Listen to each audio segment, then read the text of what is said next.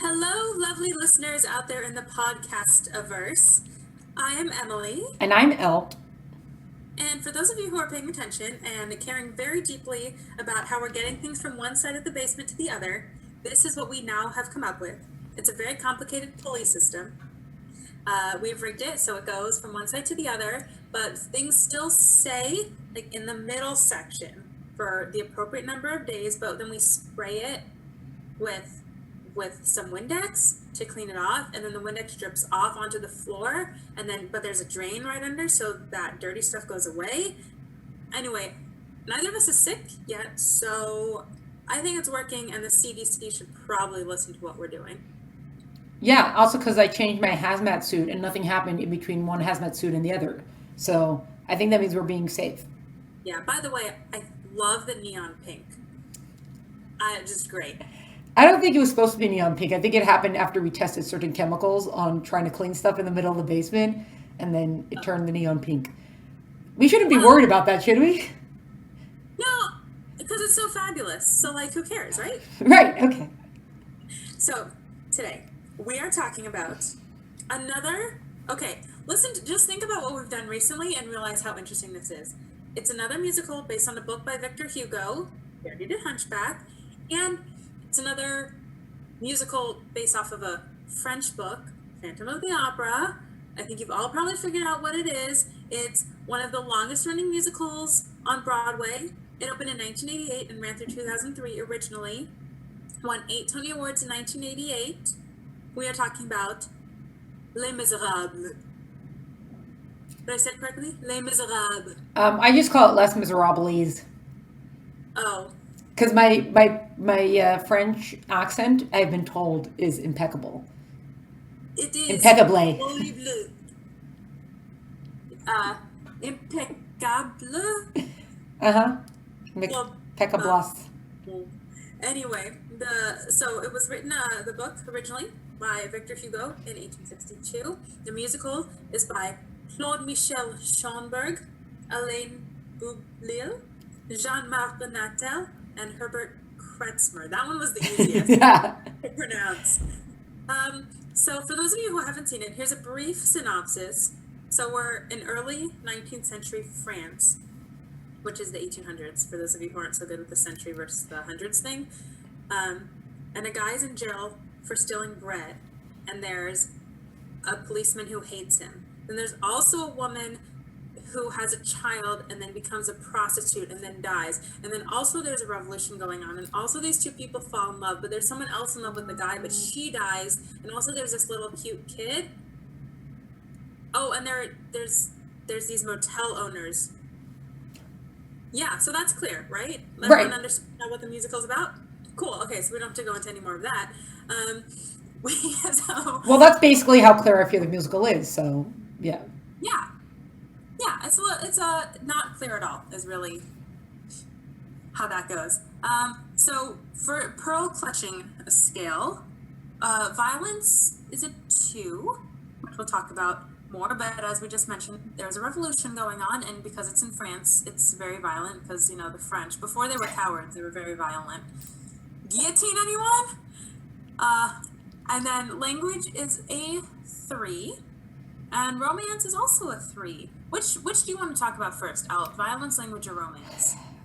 Um, ugh. Okay, we'll work our way backward. We'll just say romance. So, few reasons why romance is a 3. Part of it is you do have Fantine and the other lots of other women there that they're all prostitutes and they're all selling Ladies of the themselves. night. Yeah, that song, and that song is you don't have to guess at what they're saying, so they're not explicit, but they're also clear in their intent. You also have Marius and Cosette who fall in love. I don't think that actually changes the romance, but here's the thing. Oh, you have Eponine is also in love with Marius for some reason. The whole thing with the romance, now that now that we've given you a new perspective on how to see Phantom of the Opera, we're going to give you a new perspective now on Les Miserables. So if this is Hashtag your, sorry, not sorry. yeah, exactly. If this is your like favorite musical of all time, I have questions. And if it's just one that you really enjoy, then fine. But if you're as confused as we are, romance, they make it such a big deal. And especially like the last line is that if you love another man, right, you've seen the face of To God, or love what is it? another person is to see the face of God. Okay, thank you. I've been practicing. Anyways, and it's not there. Like they keep pretending that love is a theme, and it's not. I don't even where do they come off? Well, because Mars and Cosette see each other for a second, and all of a sudden they're madly in love with each other.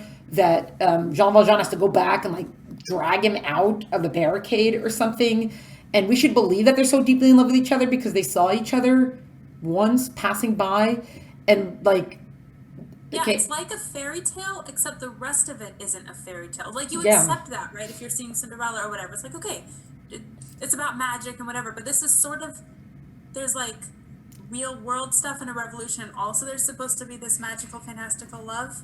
yeah, So and you didn't earn that ending. Like you didn't earn the ending of saying that this whole story is about learning how to love someone else.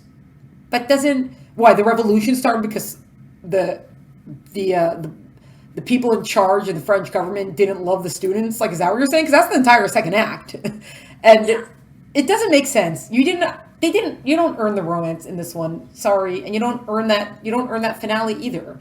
It was so frustrating, and especially seeing it on stage, and you're like, wait a second, how did we just get here? It led to a lot of confusion.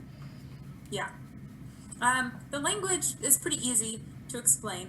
Um, well, they use the word whore, so that's pretty high up there. And also they use the S word, the Thénardiers, who are, by the way, the most fun characters, and probably on top of the fact that none of the plot really goes together, Yeah, they really don't go together in it. yeah, yeah. But they're the most fun, and their song is the best song of the whole musical. So I'm okay with them being there, but their language does make it not so great. Though the way that that song is sung, you can hardly understand what they're saying anyway. Yeah. Well, it's also they're the only ones with like a little personality to them, so that's probably why they're so fun. But that's also part of it. It's funny to call any song the best song because when you're watching the musical or listening to it, you realize that there's probably about three tunes I think that they use throughout the whole musical. They just keep rewriting the lyrics. It feels like almost every song sounds the same. Yeah. Can we talk? Can we come back to violence and just talk about sung through musicals? Oh Because yeah, okay, go for it. okay, and this is yeah, I just don't like him. I don't like Andrew Lloyd Webber in general, and I know this isn't Andrew Lloyd Webber, Yeah. but most of his musicals are sung through, and all the ones I've seen, I have not. Jesus Christ Superstar was kind of okay, and I've heard Joseph and the Amazing Technicolor Dreamcoat is okay. I mean, just for the Fun. title alone, but I Yeah. haven't seen it, so I can't Oh. comment. Oh. I know. It's It's a fun. Yeah. lacuna Yeah. in my musical knowledge. You do have to get some pearls ready for it, especially for the Pharaoh's wife situation. But yeah, Mm. just Well, I'll get it ready. I'll watch it, and then we can talk about it. yeah, But I just sung through musicals. I don't know. It's just because then it's all one note. The thing about musicals that's cool is that you have talking, and then you have singing, and then you go back to talking. But this is just all sung through, and because the musical is so similar and they have the same musical themes throughout or recurring so often, I think that's part of why it's hard to follow. Like the plot is tricky, you don't have a break in the music to help you figure out what's going on, and if you don't understand the lyrics, there isn't dialogue to help you figure out what's going on. So it's very complicated, and that's and true. I just don't like them. Am I Th- allowed to just not like something? I You just are, don't you like are, them. but it's also there, especially this one. There is something a little bit draggy to it, Mm, because you have there are like the songs that are like the musical numbers, and then there's almost like the songs that are there instead of the dialogue. And those are actually in yes. truth, those are the ones that actually are the ones that sound very similar, and it probably is the same tune they use for it. And those ones you're like, why don't you just say it? Like, why do you have to sing this right now? Just say it. It would save us Yes. a lot of time, and it's a long musical. Like, why are we trying to make it longer? It is really long. Yeah, and it gets a little bit. It ends up dragging a little bit because of Yeah. that. Oh, and violence is a two because there's a revolution, so people get shot and they die. One of them dies in the rain and sings about love, and it's very touching. I'm Fantine sure. dies also. Yeah. Oh yeah. So like people die, and but it's a little bit it's contextual, Yeah. and it's so it all, yeah, it's a two because it's there, Yeah. stuff, but I just want to add an aside thing. So they did make the musical into a film not that long ago. And I know a lot of people loved it, and a lot of people did not love the casting. There were certain casting choices that were like, what were you thinking of over here? Also, I didn't love the cinematography of it either. There was something about that. It was not my favorite. Um, but there was another film that they did this in 19, I think we said 1998, and it's actually a drama. There's no singing in it. You have Liam Neeson and Joffrey Rush, and it's actually really good. I haven't seen it recently, but I remember it so well from when I saw it in high school. And then I had my sister watched it before we went to see it on stage, and she was actually I don't remember if I had warned her about the changes, but afterwards she was a little bit jaded from the musical, having seen the drama version of the film, because in the drama version of the film, they the story makes so much more sense. You do have parts of it that, there's still this like instant love between Mars and Kazan, like all these things like that. But certain things they cleaned up from the story. They got rid of like certain extraneous like bits, and they also kept their focus on one theme. Like when you go to see the posters for it, they always have the picture of like a little girl, and I dreamed a dream, and you're like, what? No, that has nothing to do with the musical. I don't. It doesn't fit. Like they keep trying to make these things. Like also when Anne Hathaway, that they gave her the Oscar, I think it was, just because she sang the song and then she had her haircut live. So all of a sudden that gives you, like, she was in the film for like 4 minutes, and all of a sudden, just because everyone was obsessed with the Dream to Dream song, I don't care if the song is good or not. Like that song has no place in the musical. Like it doesn't. It's almost like they couldn't decide what the show was going to be about. And in the drama version, the film drama version, that one actually makes sense, because that one is all about, even though you have Jean Valjean, he served his time and he got out, and even though he did steal from the bishop or whatever on his way out and he gave it to him, so you say, okay, he tells him, go live like a worthy life, and you see him try, he becomes the mayor, and you see him really be there for people, and you see how he's really turned his life around, even to the extent where he goes to get this, get the little girl Cosette, and he's going to raise her.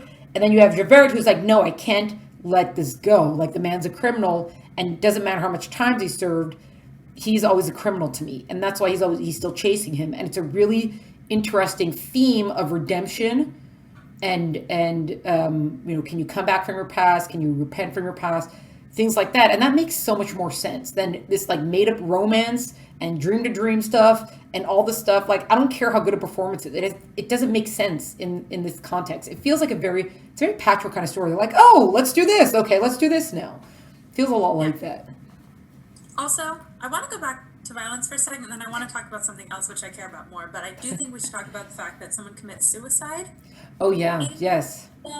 Because that's one of the reasons that violence went to two.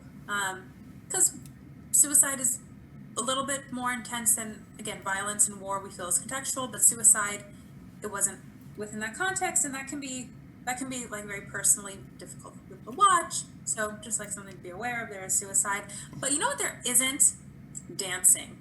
Can you have a musical without Can you have a musical without tap? Maybe. But without dancing?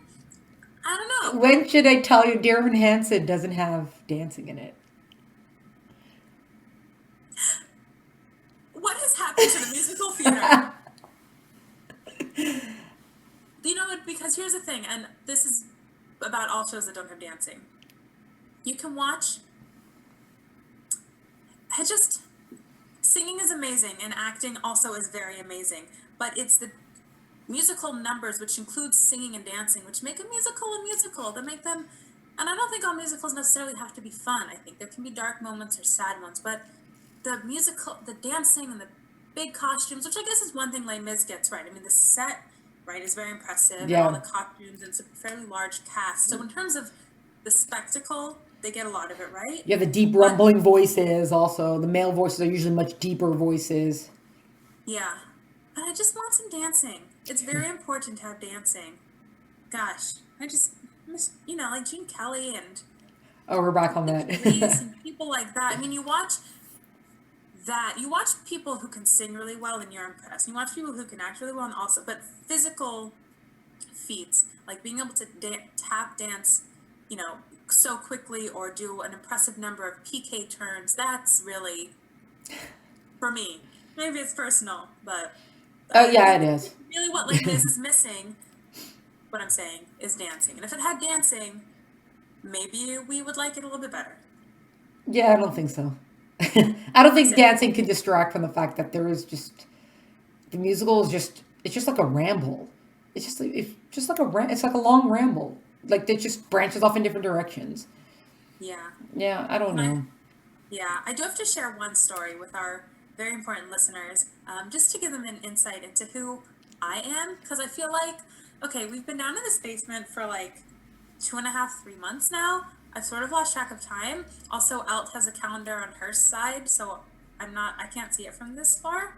Um, It's a but I futuristic want to, calendar too. It goes according to the years on Venus, so you wouldn't understand it. oh yeah, math is really confusing for me. But I'm trying to connect with our listeners, so I want to tell them that when I went to see the Les Mis movie with my friends, they wanted to get up and leave the second the movie was over.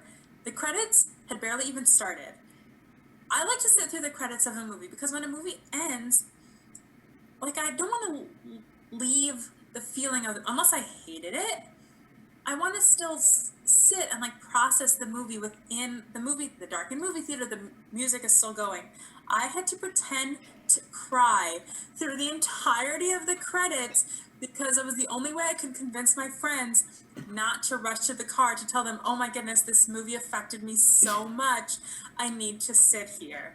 So I had to cry through credits for a movie that I will admit I was definitely tearing up because it gets the right pathos going and for sure. But I like to sit through credits and I don't like to leave right away, so I had to cry.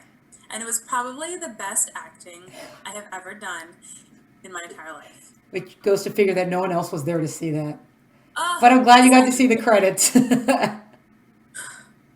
so I hope, dear listeners, that after hearing that story, you like us a little bit more and don't think we're weird. We're so much more relatable now, or at least you are, because you show emotions. Yes. See, I told you emotions are a thing that people like. No, I don't know.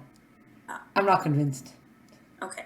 Well, I have something I'm going to show you. It's going to make you cry. Okay, guys, I found this really cute video of a cat playing a piano on YouTube, but then it falls down and it makes like this little mewing sound and it's so cute. Anyway, okay, I think I'm going to go show that to Elle because she hasn't cried since she was born.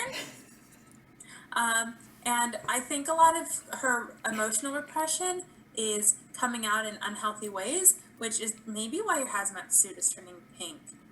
Actually, it might be like toxic chemicals from inside your body, and you need to No. release these toxins and become a better person. So we're gonna sign off, and I'm gonna report back whether or not I got. Look, I'm not expecting sobs, just like maybe a wetting of the eyes. I'm going to figure out ways to avoid watching this video. It should be a productive afternoon. Yeah, sounds like fun. All right, thanks for listening. See you guys later. Cheers, everyone.